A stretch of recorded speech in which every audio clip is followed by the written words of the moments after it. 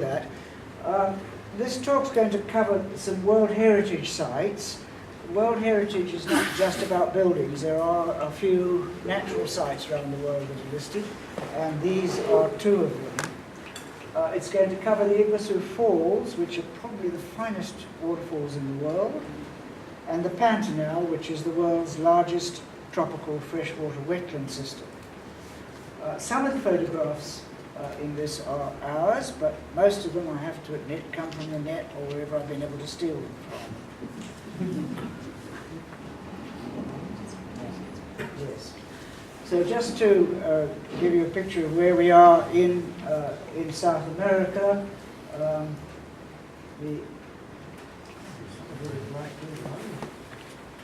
yes, that's where the Iguacu Falls are, between Paraguay and Brazil.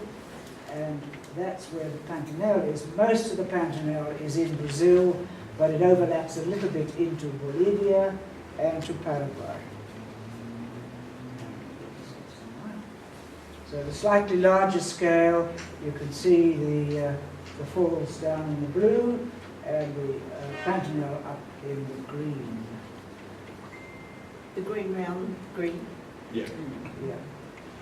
Now, Australia and South America, as you probably know, were once part of the vast supercontinent of Gondwanaland, which broke apart and then Antarctica froze over. And that perhaps could explain why both are fairly rich in marsupials and in some bird species.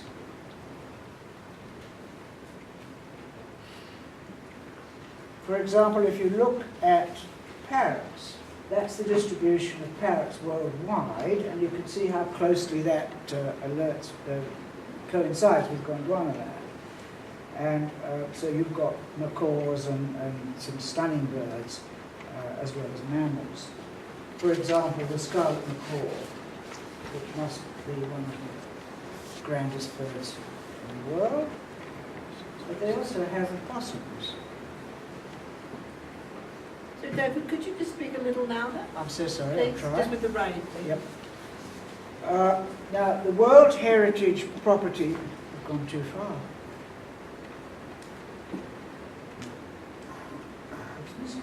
Yeah. The World Heritage properties comprise the Iguacu National Park in the northeastern tip of Argentina and the adjoining Iguacu National Park in the Brazilian state of Pantanal. And it's among the world's visually and acoustically most stunning natural sites with massive waterfalls and natural beauty, as you can see. And the parks were inscribed in World Heritage in 1984 and 1987, so they're pretty early on from a World Heritage point of view.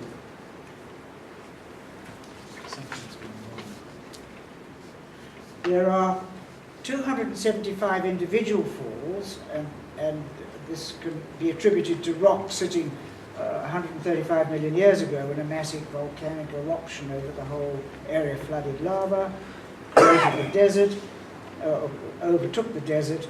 Then there were cracks in the lava, and so the actual waterfalls came through, falling through these cracks in the whole great big lava flow.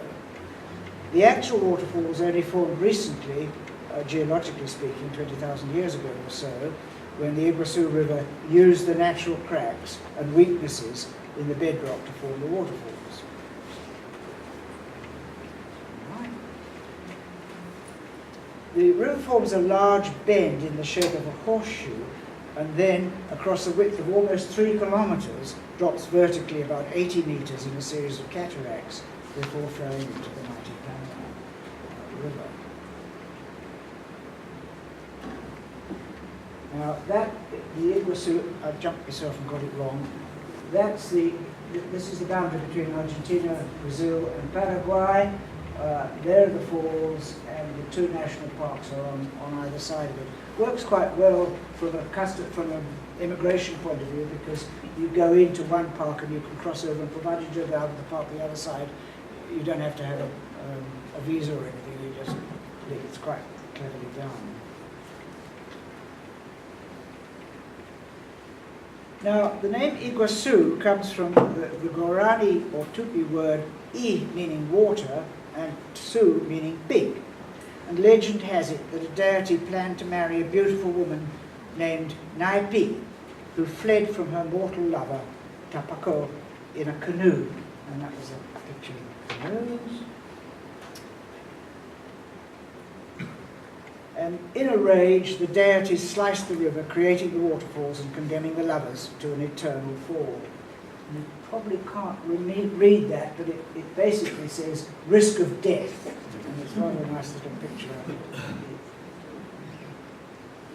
And the first European to record the existence of the falls was the Spanish conquistador, Alvar Neres Cabeza de Vaca, in 1541.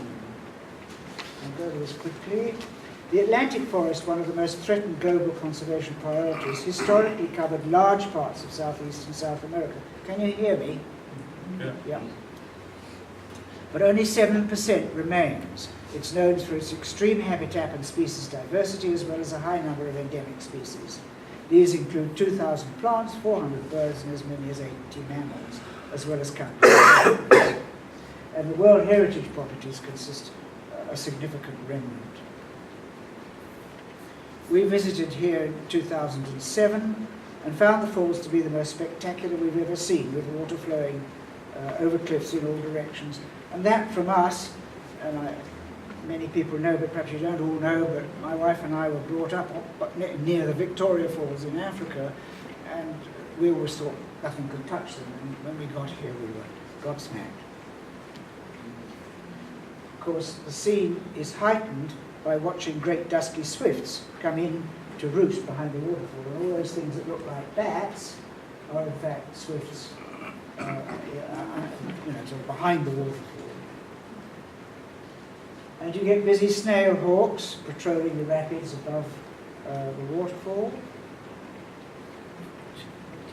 And black vultures gather below to pick up whatever's going. Nearby we saw parakeets, apparently flying straight into the walls of the cliff and then just disappearing into tiny crevices. And they were supervised by an obliging bat falcon.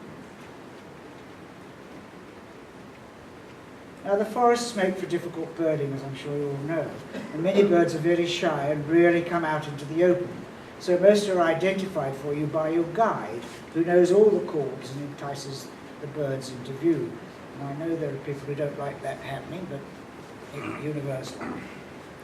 So you go into the forests and around, and there are ant shrikes. And there are ant thrushes. And there are ant pitters. And there are ant wrens. And then, if all else fails, there are ant birds.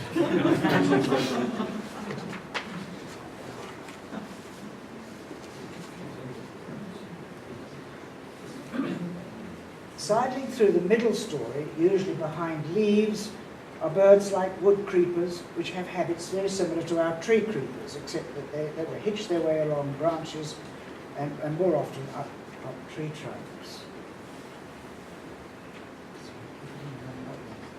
And spine-tails. And marvellous birds called foliage gleaners. Do what their name says. And the tree hunters are notably furtive. Their nests are at the end of burrows dug into banks, a bit like our pardalots.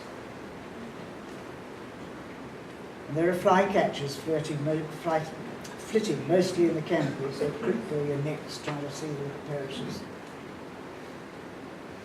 There are tyrants and pterinoids, and also New World flycatchers. Tanagers, I suppose the nearest equivalent, are silver eyes, but there are dozens of different species in South America.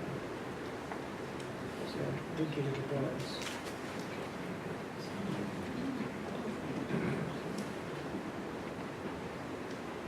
Are they the size of silver eyes, or they big? No, they're a bit bigger than silver eyes, but not much. Well, they vary. Well, they some, can get up some the size of blackbirds. but they're not very big birds. Actually, there are so many insectivores, it's surprising there are any insects left for them to eat. But there are. Well, that was a good day. Macaws are the equivalent of our cockatoos, just as noisy and are huge. The hyacinth macaw is perhaps the most gorgeous, and at 92 centimetres is almost twice the size of our cockies, which are only about 48. So if you can imagine a cocky and a thing that colour, they're much bigger. They're absolutely terrific. The red and green is another macaw, another large one. The yellow or golden collared, or rather smaller. And I can't quite work out the difference between a parakeet and a parrot, but on the whole parrots are slightly larger. Like our lorikeets, they all screech, and one is left dizzy and a little bemused by seeing them. That's the white-eyed. And you get peach-fronted, black-hooded. And the monk parakeet, which is probably the most common one, but clearly the dullest. Also yellow chevron. Apologies for that picture, it's not nearly in focus, but it's the only one I could find that actually showed the chevrons. Come out quite clearly on that. You get beautiful blue-headed parrots. And scaly-headed, not nearly so pretty. And blue-fronted. It took me a long time to work out that the front means the top, not the front as you would think it means. Then finally there are the bizarre toucans, with beaks looking as though they're of light colourful plastic. The toucan, which is that one, which is a huge bird, is really quite common. The smaller yellow ridged has similar characteristics. The blue-crowned trogon adds to this kaleidoscope of colour and sense of wonder. They're usually not hard to spot. Trogons sit very still, quietly in the mid-canopy. We don't have an equivalent of that bird, but the problem at forests is you're either craning your neck to see something up there or peering down in the undergrowth. And these are one of the decent birds that actually come in the middle of you. You can see the brightest. And there's a very similar Surakur.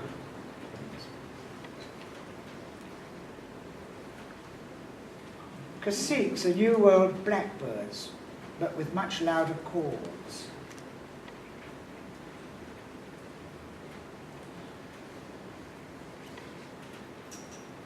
Take a note of that bird because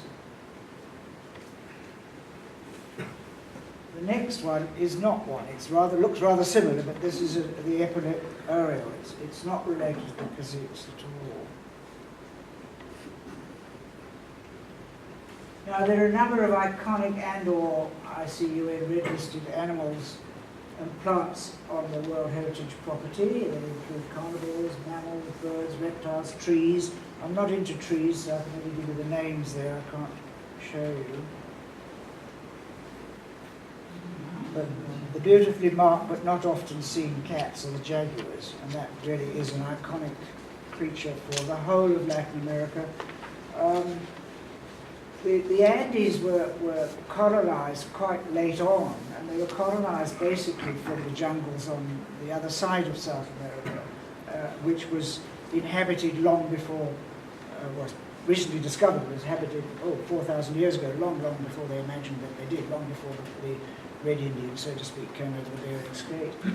But a lot of the insignia and legends in the Andes include the jaguar, which of course doesn't exist there. So it's quite interesting the way that it really is so iconic. It's not true. There's also the much smaller margay.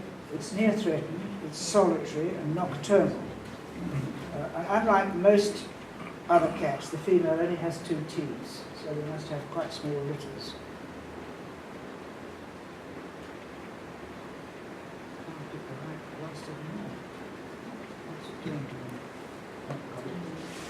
The ocelot's another one, which is twice as heavy as the margay. It's widely distributed in territories, and is solitary, but it's a daytime hunter, so there's a mixture there between those things. The cougar, or puma, or mountain lion, has the scientific name of Felis concolor, which simply means of one colour. Incidentally, did you know there were lions in the Americas in prehistoric times? Because I must say I didn't.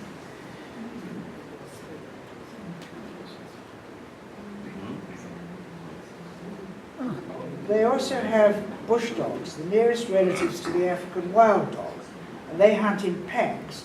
And whilst they're widely distributed, they're pretty rare. I've never seen them. Other mammals are a mixed bunch. Bush. Oh, you jump on.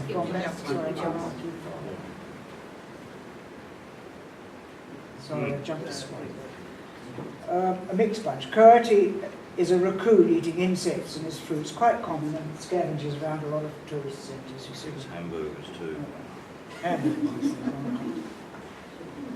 The tapir, giant opera, and capybara are associated with water. The tapir looks like a pig, but is actually related to horses and rhinoceroses.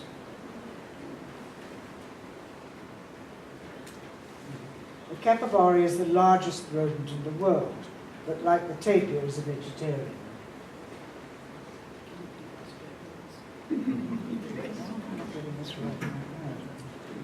The giant otter lives in family groups and eats mainly fish. I'll get on to the birds in a minute, hang on. The howls of the howler monkeys can be heard for miles around. They make a hell of a noise. And surprise, surprise, the giant anteater, 2 meters long and weighing 40 kilograms, eats ants. The glaucous macaw is nearly as big as a hyacinth and is listed as critically threatened. This is getting into the Iguacu area itself now. The turquoise-fronted, whilst listed as critically threatened at Iguacu, is not endangered elsewhere. And the red spectacle, by contrast, is listed as vulnerable.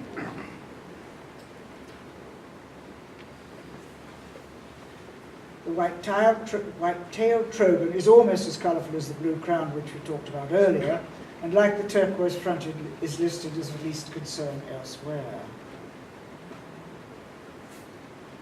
The male, Tatataupa timanu, incubates eggs, which may come from as many as 4 different females, and they will raise them until they're ready to be on their own, usually 2 to 3 weeks. So that's another link between Australia and South America, because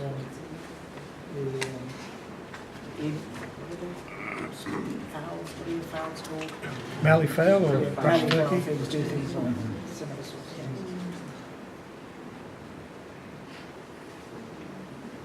The pit viper is a relative of the rattlesnakes and is distinguished by heat-sensing pit organs located between the eye and the nostril on either side of the head, which provides the snake with thermal range-finding capabilities, which are crucial to a predator hunting at night. It doesn't use its eyes, but I've never realised that these things work quite like that.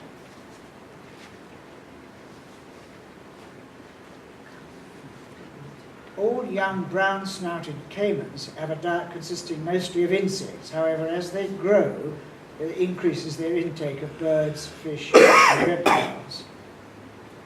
And dwarf caimans are the smallest of all crocodilians. They eat insects and fish. How big is that? Sorry? Can you give us an idea of how big that is? It's not very big. Okay, thank you. That'll be good. In Argentina, which is the southern side of the river there, the Iguacu National Park is an integral part of the national system of federal protected areas, with a budget for infrastructure and equipment and a subtropical research centre engaged in ecological studies.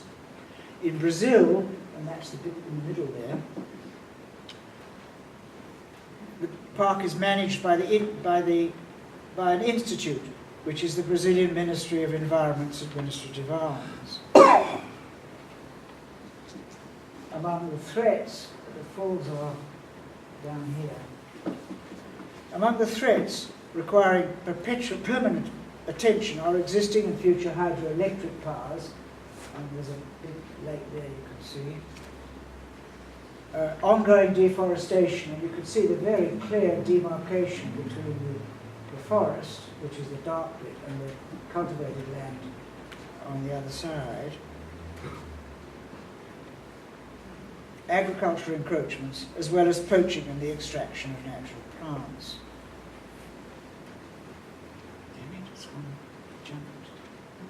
Where did you stay when you were there, David? Were you in the Brazilian side or in Puerto Iguacu? We were in a motel somewhere there. I'm not sure exactly where. Because we did the But on cheap the side, we did the on the Brazilian Argentinian side. side, yeah. Did you stay on the other side? We were in Puerto Iguacu on the Argentinian side. It was quite Oh, fun okay. because it wasn't a Hyatt or anything like that. It was No. far more No. basic. Okay.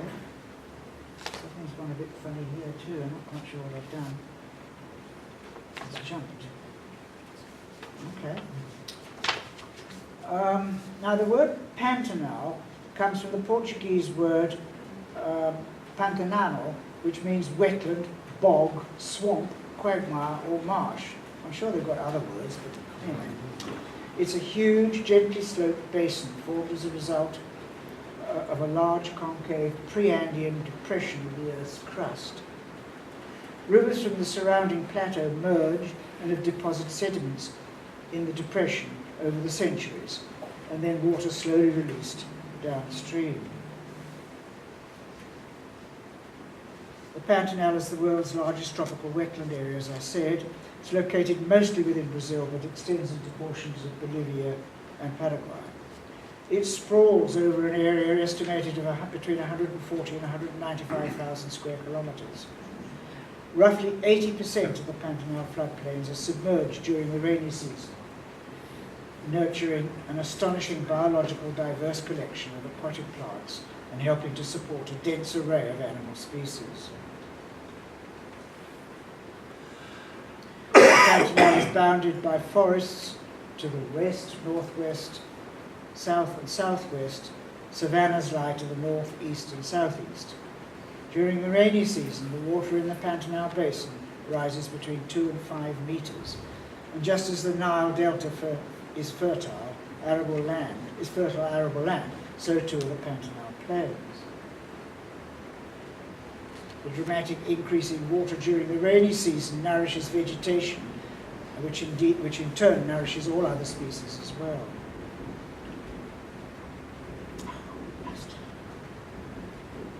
And humans have taken advantage of this so much it's become a problem. You can see from the fields there that a lot of the Pantanal is no longer pristine wetland. Do those fields get inundated in the... Yes, apparently. Yeah.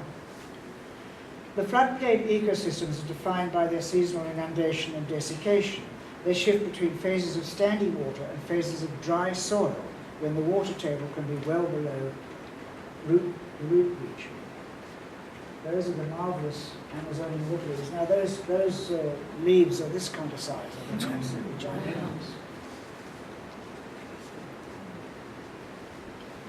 Soils range from high levels of sand in the higher areas to higher amounts of clay and silt in the riverine areas. When rising river waters first contact previously dry soil, the water becomes oxygen depleted, rendering the water environs anoxic. Many natural fish kills can occur if there are no oxygenated water refuges available. But it may be due to the growth of toxin-producing bacteria in the deoxygenated water rather than as a direct result of the lack of oxygen. You don't seem to know. The Pantanal ecosystem is home to 3,500 known plant species. It is also thought to be home to 1,000 bird species. Just imagine that, will you? 400 fish, 300 mammalian and reptiles. Among the rarest animals to inhabit the wetland of the Pantanal are the marsh deer. It is also home to the largest and healthiest jaguar population on Earth. And if you want to see jaguars, it's really the Brazilian Pantanal you've got to go to. They've got research centres and all sorts of things. And We haven't been, but I gather the chances are pretty high of seeing them. It's a bit worrying when your guide actually plays the call and tries to lure them into the base of Oh, a really? tower. And you can hear them grunting around in the background and growling. Oh. They didn't come all the way in there, so Did they're you fairly see shy. Didn't think it hurt too. Well, This no, was at I dusk. haven't ever seen them anyway. Last time, we went back again, last year was the year before, but to the Bolivians, or to Paraguay basically. And of course they'd had the greatest flood for 30 years and you couldn't get near the place and we couldn't get in at all, so it's a bit disappointing. Right? The banks of the waterways and ponds are covered with cranes. There are literally thousands of them in view. They eat only fish and took no notice of the 10 different species of heron we saw, nor the 4 species of ibis, the storks or other birds which potted around in between them. That's a limpkin, which is a kind of stork. Not a threatened species. No. Sorry, you only want, you come to the wrong talk if you only want threatened species. Spoonbill is a beautiful one, isn't he? Do you see lots of them? Not quite friends, dozens of capybara, juicy prey for most other crocodiles are just ignored. Astonishing. It could be quite sweet, really.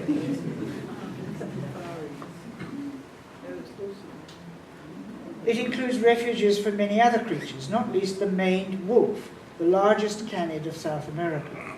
Its markings resemble those of foxes, but it's not a fox, nor is it a wolf. It's the only species in its genus. Chrysocyeron means golden dog.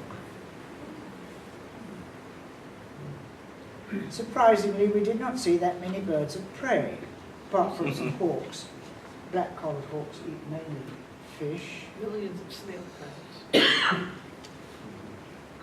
Crane hawks eat small vertebrates, especially rodents, bats and lizards. The great black hawk eats mainly reptiles.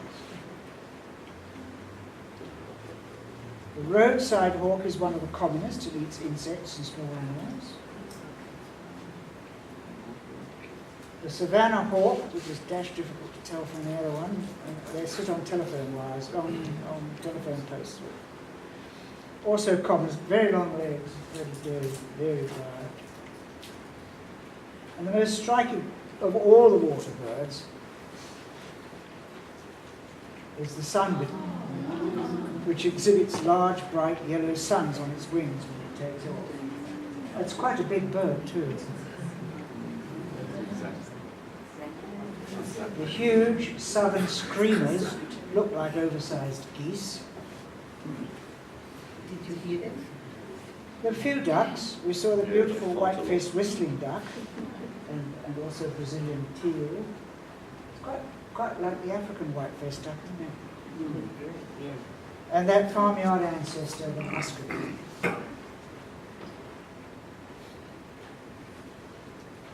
The Pantanal is a sanctuary for migrating and other birds, and many species occurring in large numbers, and a critical nursery grounds for aquatic life. It's one of the most important breeding grounds for the tropical wetland birds, such as the jabiru stork, the buff-necked ibis, the white-faced ibis,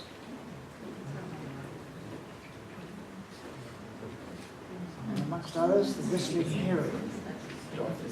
Isn't he a pretty bird?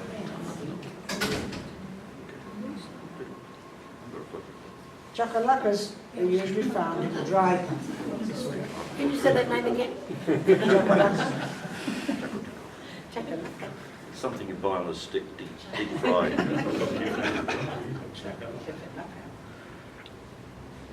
Another large bird that doesn't like wet conditions is the bare-faced curassow.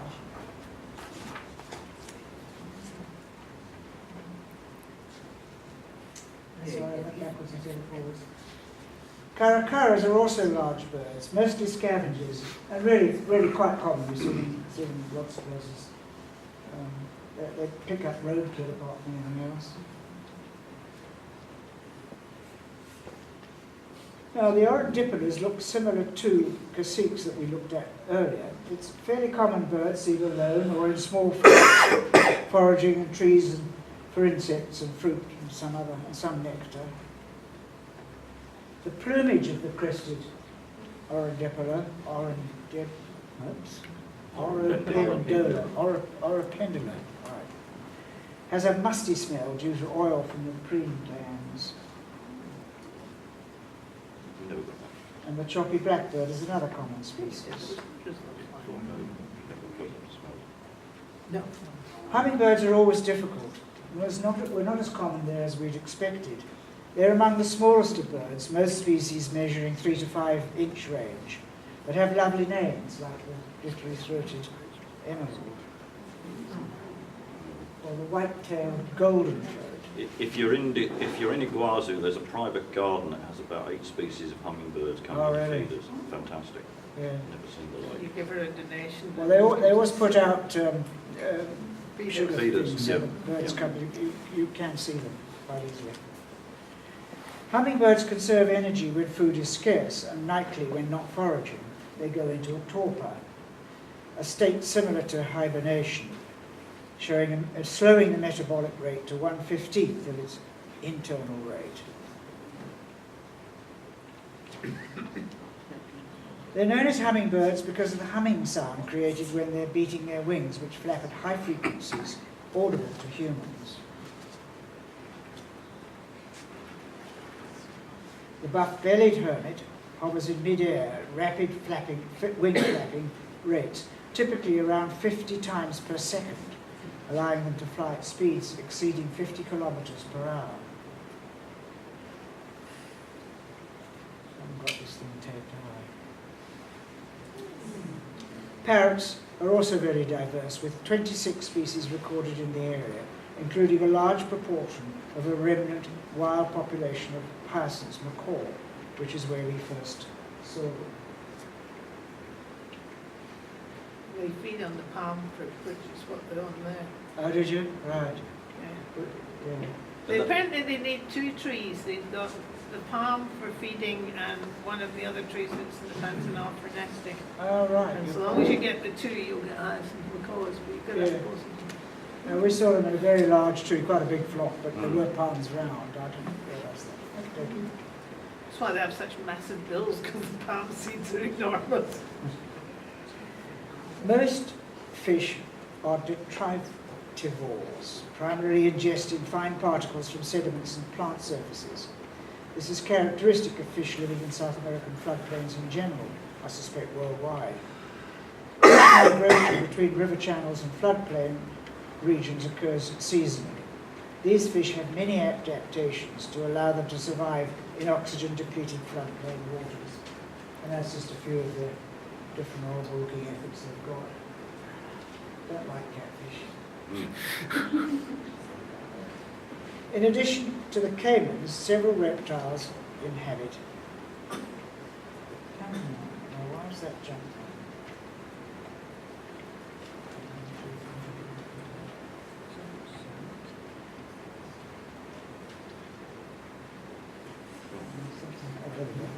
So we've got the yellow anaconda. The anacondas, as you know, are huge bird. It's snakes. Golden tegu, which sort of looks a bit like a lizard, a fat lizard.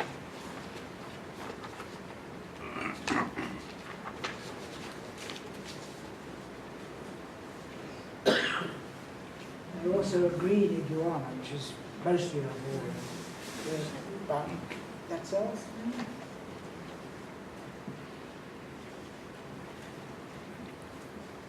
Now, let's jump 1, 2, past it. The main human activities are their commercial fishing, national and international sport fishing, hunting, uncontrolled tourism, etc. Is focused only on a few species and is probably not sustainable. The Paraguay River and its tributaries are the main focus for the fishing activities. And reptiles, wildcat and parrot species are particularly at risk from smuggling industry due to their high value on the black market. Now there are a number of other problems. Cattle ranching. Approximately 99% of the land in the Pantanal is privately owned for the purposes of agriculture and ranching. There are 2,500 fazendas, which are ranches, in the region, and up to 8 million cattle. Erosion and sedimentation caused by this activity alter the soil and hydrological characteristics of the Pantanal floodplain ecosystems. Consequently, native species are threatened by the changes of ecosystem variables. Yeah, the cattle industry isn't making that much money, so in fact a lot of the farms have turned to ecotourism. Oh, have they? Well, And that's so they good. keep the two. So Yeah. in actual, you're not going to get rid of them, No. but they are actually Well, preserving what they've that's got. good news, isn't Yeah. it? Yeah, okay. Deforestation is more relevant to the elevated areas of the Pantanal, which contain forest stands, rather than to the lowland grassy lands. And the silt runoff from these also alters the hydrology and is a significant problem. Then there's mining. The natural water treatment system removes chemicals, including pollutants from water, but over-pollution from industrial development, especially gold mining, which has, is it cyanide they use? Some can harm the native flora. But look at the system of doing it, just haze it all out. Unless the cyanide actually overspills though from a containment thing, it's safer than the old way of using mercury. Yeah. I think most All relative. of the cyanide Yes. mines around Iguacu are old mines. They're not active. Okay. So I don't know where they're mining for gold, but I'm not sure. there was a huge amount of mining in the past century. Yeah.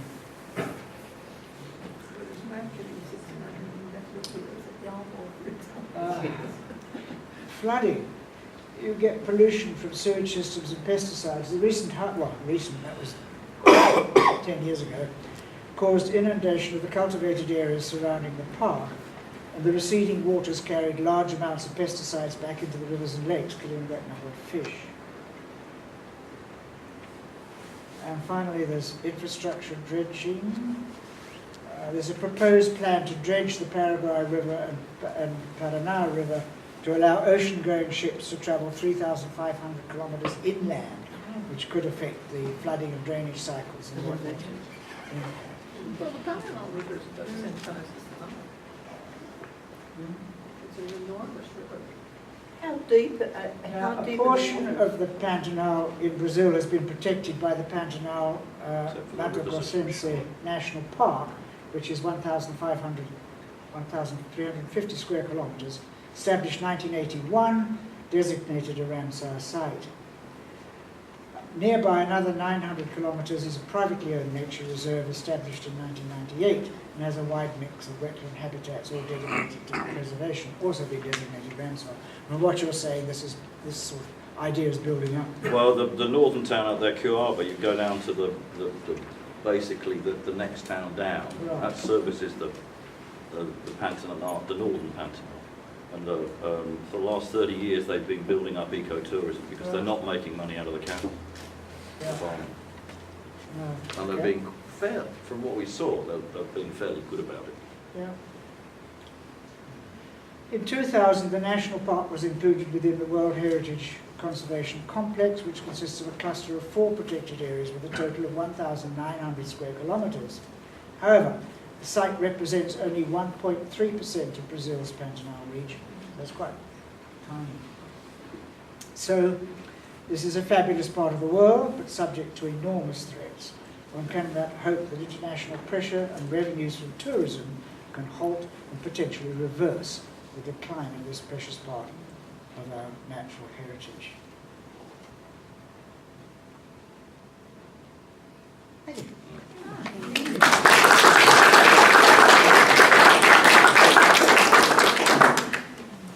Questions? Any questions, thank you?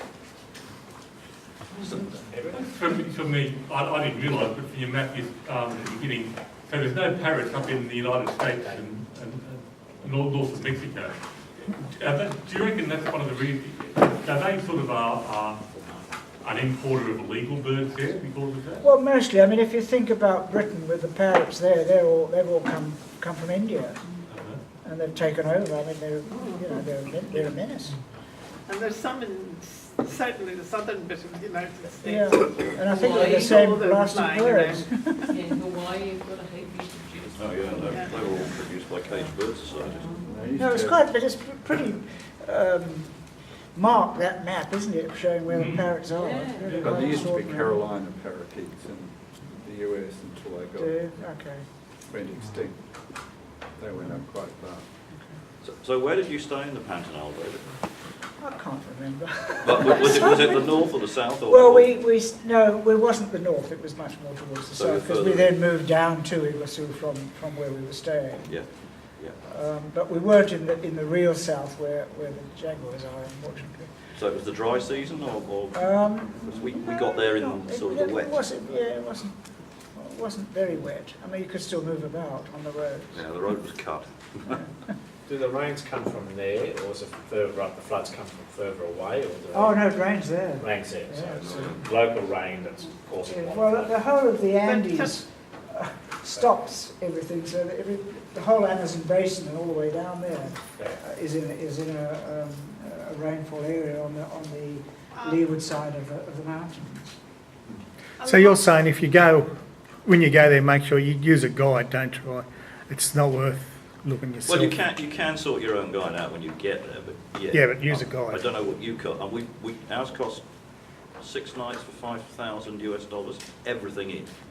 You just had to get That's there. about right. That was for the two. That's about And that was a right. local guide. Well, when we started going on trips, we sort of joined a tour, and then when we went back to that country, we picked up the local guide that had been there, and we found the costs were about the same to having your own private guide, private car, go where you like, when you like, See have what you want to do. with a local guide, as it did having to pay for somebody from South Africa or Australia or Britain to come along and then share with a dozen other people. We got a local guide. The trucks were like the ones in South Africa in the Kruger, and there were 2 of us in him. Yeah. And he took everything in. Yep.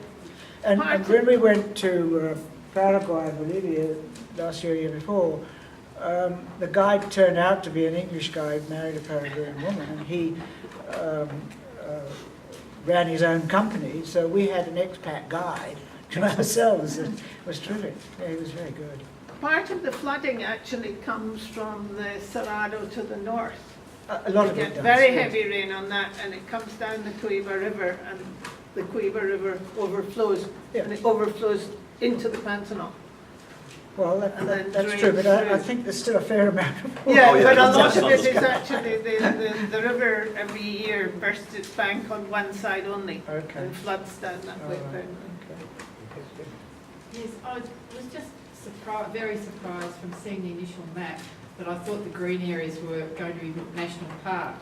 I had no idea that so many activities were in Yeah. a World Heritage place. And to know that you say there are parts of it that have been declared Ramsar or National Yeah. Park, but you said something like over 100,000 square kilometres. Yeah, Is well, the the Pantanal. the World Heritage Site is only the national park and some of the little parks round about it. So it's only 1 or 2% of that natural area is actually World Heritage. Well, I mean, you couldn't do otherwise. It's all farmland. I mean, So the Greater Pantanal is about twice the size of Tasmania. probably. Yeah. Yeah, it's a huge inland basin. Gerald Darrell wrote years ago that a lot of countries have national parks, but never funded the national parks on paper only. Right. Is that the same over there in South America? Well, no, I think they're doing a bit better. Yeah. Certainly down at Iguacu, they've even got a research centre on the Argentinian side. I mean, funding's always a problem wherever there's a problem. As soon here, as you go to problem UNESCO there. heritage area, money pours in. Sorry? So as soon as you go to UNESCO heritage area, money pours in, at least Yes. for the first few years. Yes, but as we were saying, it's only a very small portion of the Pantanal of the threats. Yeah. Is it poaching from local people poaching Oh, I to would think so. and for the American market, I imagine? I imagine. Yeah, USA market, I think so. I'm not sure. The Asians are doing pretty good at the moment. Yeah, because as far as the second, I think it's the second largest money-making thing apart from drugs is Wildlife wildlife poaching. smuggling. So I think it's the second largest, which is billions of dollars. In Africa, it's terrible. Terrible, yeah. Any other questions? David, on behalf of our members here tonight, I hope you accept this, a nice bottle of wine. It's always nice to have. Yes, always do. I'm very interested to talk on an extremely great place in the world, which one day I hope to get to. I'll have to wait a few more years when I retire and I can spend time. Just one more question, how long do you need to go and see that? Is it a month or 6 weeks or what would be a good length of time? 250 As long as you can. species in 6 days. Yeah. Wow, okay. Well, we went for a month to South America, not just here, but Yeah. some years back we saw 600 species. That's okay. Not bad for a month's work. Not bad for a month. Didn't see anything like that number, probably half that number this time, but we were only there for 3 or 4 weeks. Yeah, So we usually go for 3 or 4 weeks, actually. okay, It's about all you can spare. that's right. Everyone, please put your hands together for Dave.